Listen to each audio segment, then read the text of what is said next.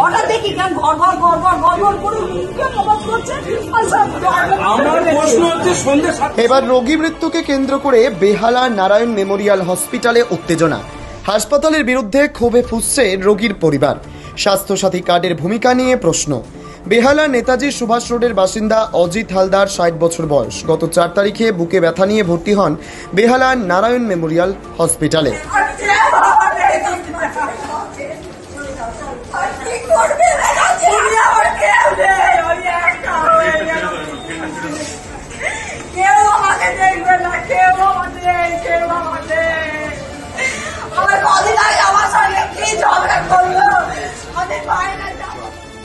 Hospital কর্তৃপক্ষ Swasthya Sathi card থাকা সত্ত্বেও প্রথমে 11,000 টাকা বিভিন্ন টেস্ট করার জন্য নেয় এবং পেশেন্টকে অ্যাডমিশন করিয়ে নেয় এবং বলা হয় 5 তারিখে তার একটি ওটি হবে, এমনটাই জানানো হয় হসপিটালের তরফ থেকে।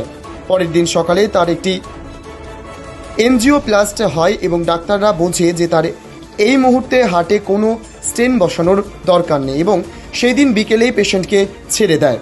পেশেন্টের বাড়ির লোক 5 তারিখেই পেশেন্টকে বাড়ি নিয়ে যায় এবং 6 তারিখে সন্ধ্যাবেলায় পেশেন্টের শ্বাসকষ্ট শুরু হয় এবং বাড়িতেই পেশেন্টটি মারা যায়।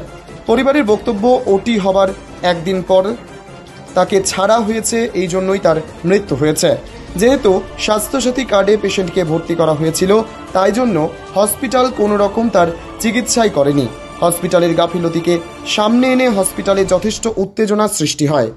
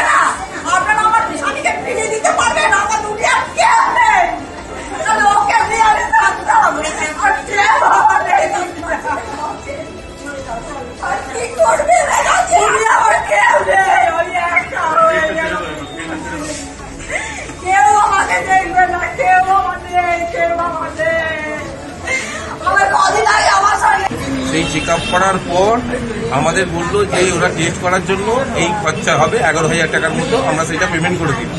পেমেন্ট করার পর পেশেন্টকে আইসিইউতে অ্যাডমিশন করালো স্বাস্থ্যসাথী কার্ডের মাধ্যমে।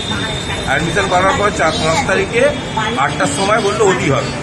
5 তারিখে ওটি হলো। 5 তারিখে ওটি হওয়ার সকালবেলা প্রায় 10টার সময় ওটি হলো। ওটি কমপ্লিট হওয়ার আইসিইউতে রইবে দিয়ে দেওয়ার পর ওরা আবার রাত্রিবেলা আমাদের ফোন করলো যে আইসিইউ নাম্বার সিতে ট্রান্সফার করে দিল।